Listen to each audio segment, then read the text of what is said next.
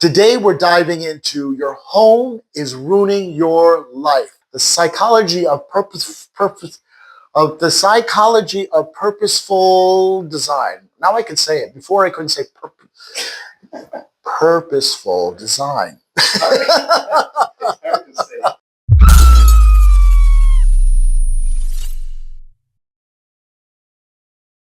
Now what does that mean, purposeful design? It means design intended for you. Design that is made for you in the way you want to live your life. For example, how does my home look? How does it make me feel? When I walk in, what is the feeling I get? What do other people feel? What do they think of me when I walk in? What do I think of them when I walk in? It goes on and on and on and on. But you can control this so it does not have to control you.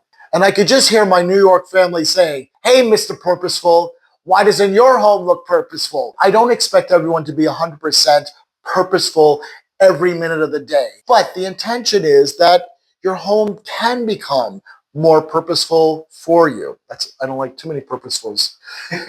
So part of making your home beautiful is not just for the sake of beauty, but is for the sake of your mental health and well-being. And you could do this through many things, just by clearing out, by cleaning, by paint. We don't want to go right overboard. So please keep it in context. For example, my Aunt Flo had everything covered in plastic, and I was just going to go, oh my God. I want you to be purposeful, and I want you to be clean, but you got to have a life. So having a life means, yes, I have to use the things. I need to be in the room. And how does it affect me in different ways? You need to stop waiting to live and design your space to support you right now. And that is how you make a purposeful design. Okay, Gary, how do you set the stage? You got me hooked. How do I set the stage? You set the stage by asking yourself, how does this make me feel? You're going to hear me say this over and over again. How does this room make me feel? And within that, the answer lies in the question. You don't want to look like you're at the waiting room in a DMV. No, that's not the answer. But you want to touch on the things that make you happy. Is it a calm room with soft colors? Is it bright and vibrant and makes you dance? Is it more relaxing where you want to lie down and watch TV? Is it more for meditation? What is going on here? It's all in your head of how you feel the best when you're alone and how other people react with you in the space. I will give you some examples towards the end of this for how to achieve this. But for right now, just think about what works for you and what doesn't work for you. I can use my Uncle Joe. He loves his Elvis picture, you know, the fluorescent one with the velvet. I'm all about vintage, but come on, you gotta let that go. You gotta let it go. See, that does nothing for us, but it does for him. So that room only has one direction. You want to have the direction go both ways. I want to feel comfortable, and I like to bring people into my nest or into my room. How does that work?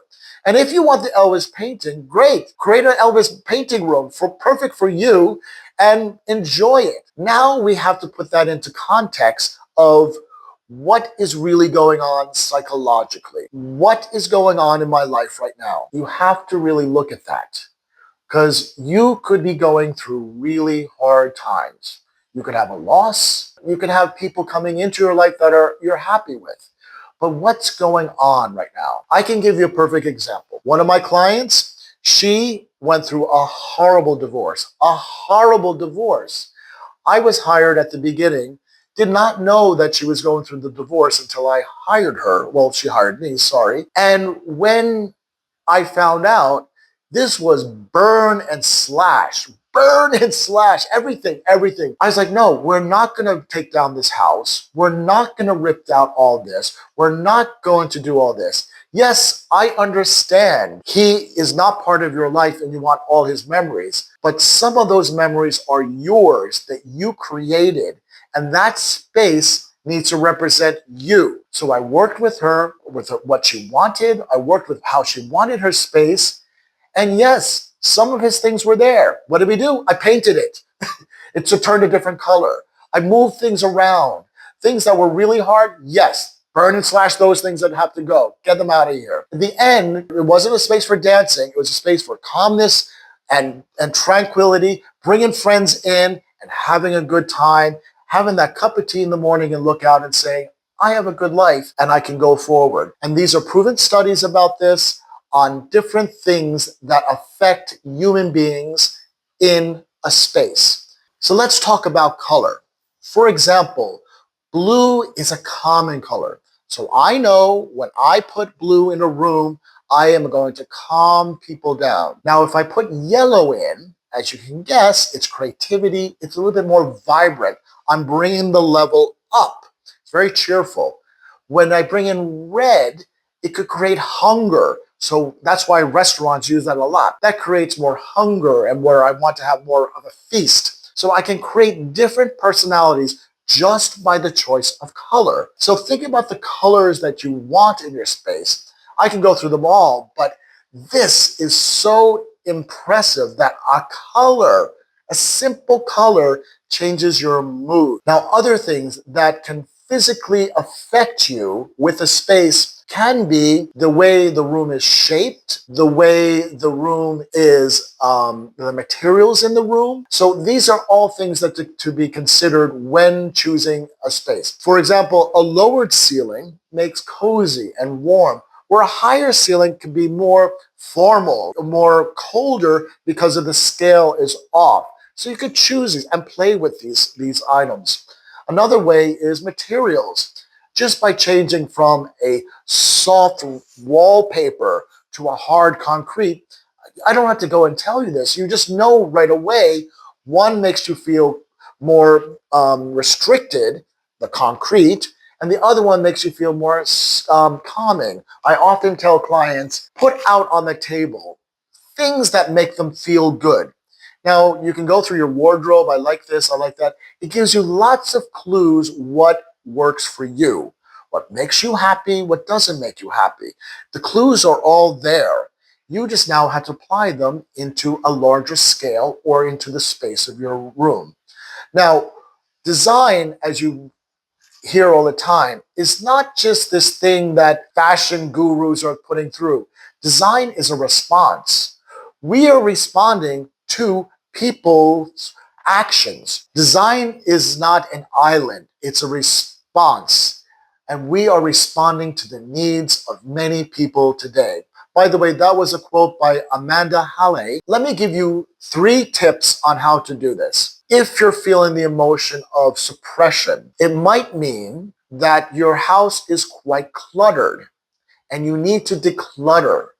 And by just removing things from your space can create that feeling of the relief of the pressure of feeling more open and feeling less anxiety. The more you have around you, the more anxiety it's creating, the less you have more mind space. If you think about it, it makes a lot of sense. Closure, open. And that's what makes you feel a little bit more at ease with all the things that are going on. You feel like the world is closing in on you, anxiety, pressure. And then when you take out the things, you feel like, I can make decisions. So just by decluttering one space gives you the mental capacity to continue your life in a way that you have control over it, not the house or the office or wherever you are having control over you. Next, colors. We talked about colors. There's color psychology and everything adjacent to what is the purpose of that color, whether yellow makes you happy, orange makes you happy and excited, red, green, and blues are making you calm. It goes on and on and on. When you're choosing a color, you can also have that feeling in your home. I'm going to tell you, you already know this. I'm going to tell you already do, because you know how that affects when you walk into space. You could say that. I love blue, I love yellow, and that is because that color is affecting you in the way that works for you. Now, if you're really upset and you paint your house black all over, I kind of would question, is that the right emotion you want to push, or is it just a response to a feeling or a situation you're going through? Now I'll give you some 3 tips on how to work your space so that it can be purposeful for you. First, let's just choose one room in your home. Start with your values. What are your values? What rocks your boat? Do you have a family? Do you want to have them more closer to you? Do you need more quiet time? What are your values? This is important because as we translate these into concrete things, say furniture, paint, and materials, we want to know what your values are. This is what we call the concept, okay, of the space. What is the concept derived from? And that's what we're looking for. What are your key values? Here are the 3 tips that I was talking about. 1 is to create a space that is connected to your values. What are the values that you have?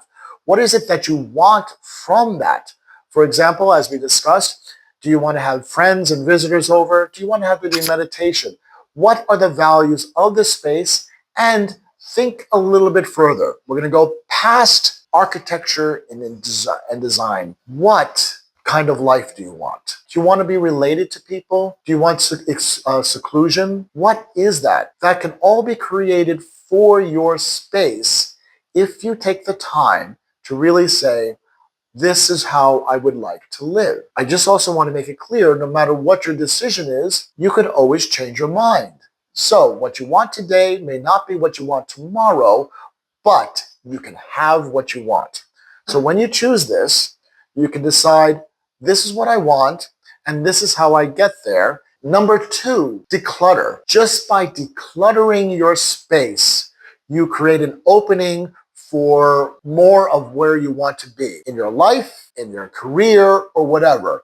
Just by having that out of the way gives you the pathway to have a space that is working for you and the space of mind to be able to create on your own. Less is more when it's appropriate, and less is a bore when it's not appropriate.